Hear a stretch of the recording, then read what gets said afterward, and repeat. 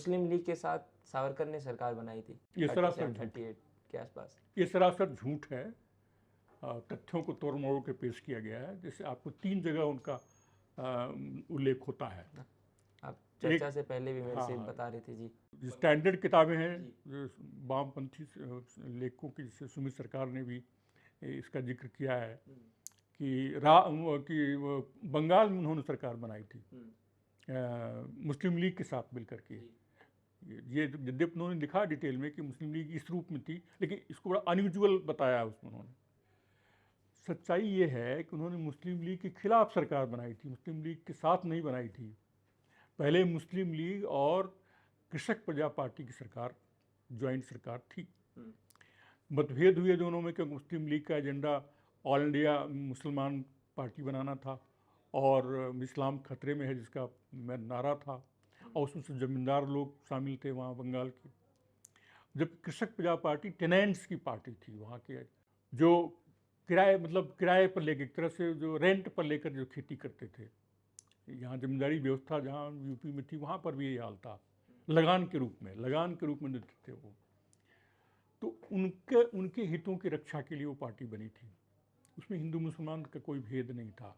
पहले बल्कि कांग्रेस की सरकार बनने वाली थी, कुछ कारणों से नहीं बनी, क्योंकि कांग्रेस चाहती थी कि प्रायोरिटी दी जाए इस चीज़ को कि क्रांतिकारियों को छोड़ा जाए, जो बंद राजनीतिक कैदी उनको छोड़ा जाए, जबकि उनकी प्रायोरिटी थी पहले टेनेंसी रिफॉर्म्स। वो बहुत पिछे हुए थे लोग वहाँ के। तो उनकी सरकार बनी थी मजबूरी में लीग के साथ। फिर अनबन हो गई, क्योंकि ये एक सीमा के आगे वो जा नहीं सकते थे। फजलुल हक जो उसके हेड थे, वो इनके साथ जमींदारों के साथ और ऑल इंडिया मुस्लिम ब्रदरहुड के साथ जा नहीं सकते थे, और इस्लाम खतरे में है। बल्कि कई नेताओं ने कहा, विधानसभा की प्रोसीडिंग्स दौरान कहा, ये तो बोगस नारा है, कहाँ खतरे में है। तो दोनों में मतभेद हुआ और वो अलग हो गए।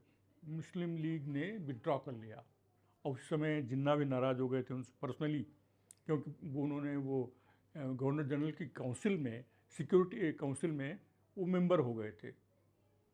तो मेंबर होने उनका बिना हमसे पूछे कैसे मेंबर हो गए, तो उन्होंने मना कर दिया, नहीं मैं रिजाइन नहीं करूँगा। 2-3 लोग और हुए थे, वो लोग विड्रॉ कर लिए। फजलुल हक ने नहीं किया विड्रॉ। तो अंत में मुस्लिम लीग ने विड्रॉ कर लिया अपना सपोर्ट। तो विड्रॉ करने के बाद वो वहाँ पर गवर्नर शासन लागू हो गया। उसके बाद उन्होंने, फजलुल हक ने एक नई सरकार बनाई, कृषक प्रजा पार्टी की सरकार। वो सरकार उन्होंने मेनली फॉरवर्ड ब्लॉक के साथ बनाई। उसके कई सारे एमएलए थे वहाँ पर। कांग्रेस का एक विभाजन जैसा हो गया था, उसी से कांग्रेस के लोग फॉरवर्ड ब्लॉक के लोग हो गए थे। तो फॉरवर्ड ब्लॉक ने सपोर्ट किया, और इनके 2 मेंबर थे हिंदू महासभा के। एक श्यामा प्रसाद मुखर्जी थे, जो बाद में उसके अध्यक्ष भी बने।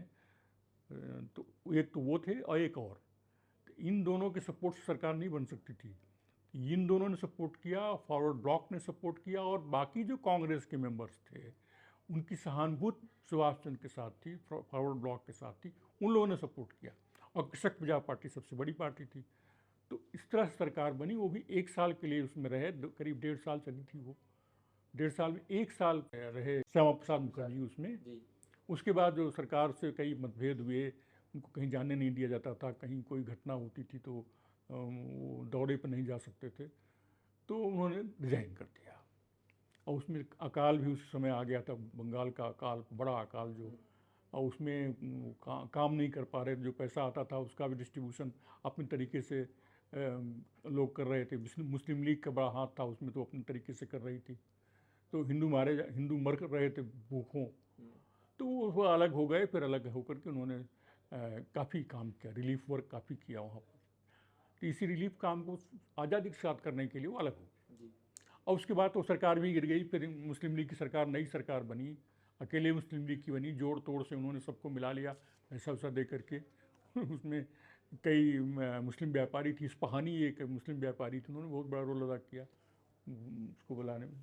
लेकिन फिर भी वो अल्पमत की सरकार रही। और उसके बाद 46 में जो इलेक्शन हुआ, उसमें भी मुस्लिम लीग की अल्पमत की सरकार बनी। गवर्नर ने सपोर्ट किया इसलिए बनी, नहीं तो बंगाल में कभी भी उनकी मेजॉरिटी की सरकार नहीं बनी, किसी भी स्टेट में नहीं मेजॉरिटी की सरकार बनी। तो ये बंगाल का हुआ। दूसरा, नॉर्थ वेस्ट फ्रंटियर प्रोविंस में पश्चिमोत्तर सीमा प्रांत में खान साहब की सरकार बनी 37 के इलेक्शन से। उसमें एक थे मेहरचंद खन्ना, तो बड़े नेता थे वहाँ के, उन्होंने सपोर्ट किया और उनकी पार्टी का नाम था हिंदू सिख नेशनलिस्ट पार्टी, और उसमें वित्त मंत्री बने। उनका हिंदू महासभा से कोई संबंध नहीं था। उन्होंने बहुत पहले जब वो कैंटोनमेंट बोर्ड के मेंबर थे तो एक छोटी सी पार्टी बनाई थी लोकल, उसका इंडिपेंडेंट, हाँ, उसका नाम था हिंदू सभा। कैंटोनमेंट बोर्ड का इलेक्शन जीतने के बाद वो ख़त्म कर दिया उसको। फिर जब पार्टी बनी उनकी तो पार्टी का नाम था हिंदू सिख नेशनलिस्ट पार्टी। उसका हिंदू महासभा से कोई संबंध नहीं था।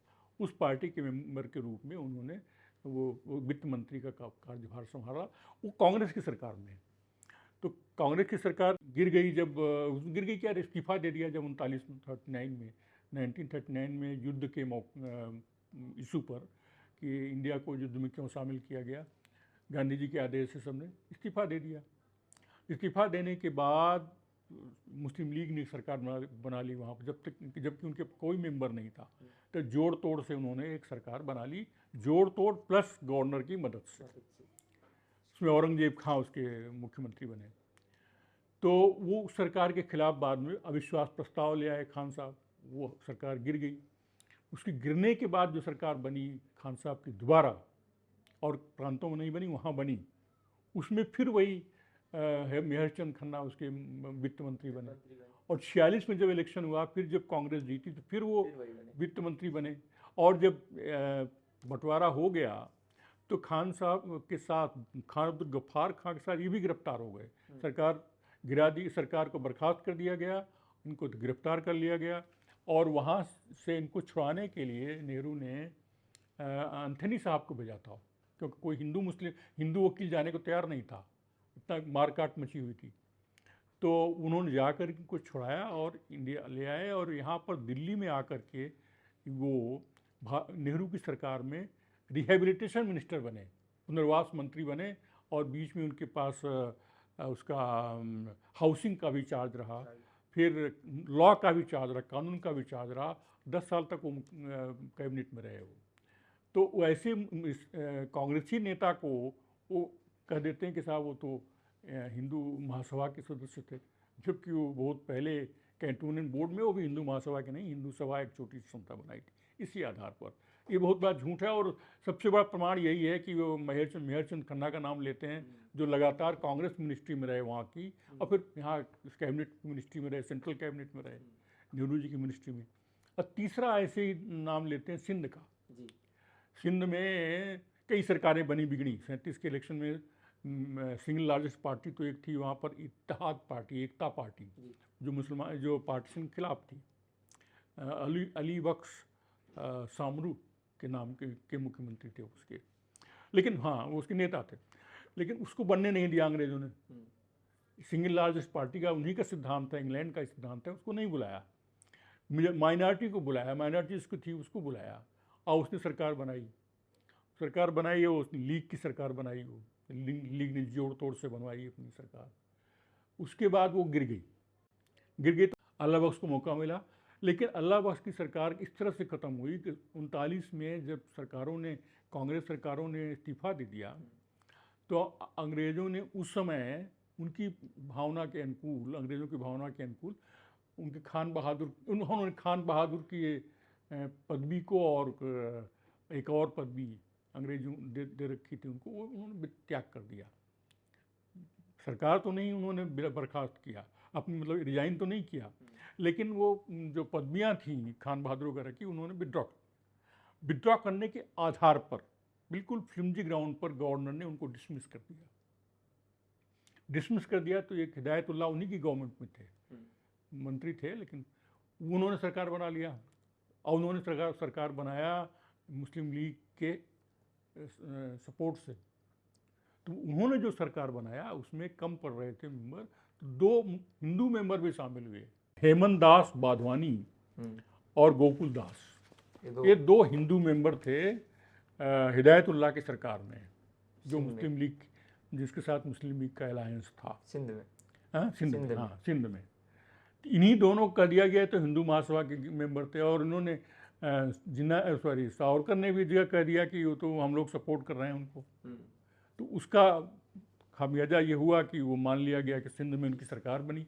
जबकि मेनन की जो किताब है जो बड़ी ऑथेंटिक है इस मामले पे, बीपी मेनन, हाँ वो उस समय वो कॉन्स्टिट्यूशनल कंसल्टेंट थे गवर्नर जनरल के। उन्होंने जो किताब साफ साफ लिखा कि वो दो हिंदू थे, हिंदू सभा के मेंबर नहीं थे। उन्होंने मुस्लिम लीग के मेंबर की संख्या दिया है, मुस्लिम इंडिपेंडेंट की संख्या दिया है, हिंदू इंडिपेंडेंट की संख्या दिया है, और सरकार में जो शामिल हुए उसमें कोई हिंदू महासभा का कोई सदस्य नहीं है, केवल हिंदू इंडिपेंडेंट 2 मेंबर थे। उन्होंने साफ साफ लिखा है। तो ये 3 जगहों पर ये चार्ज लगाया जाता है जो तीनों जगह असत्य है।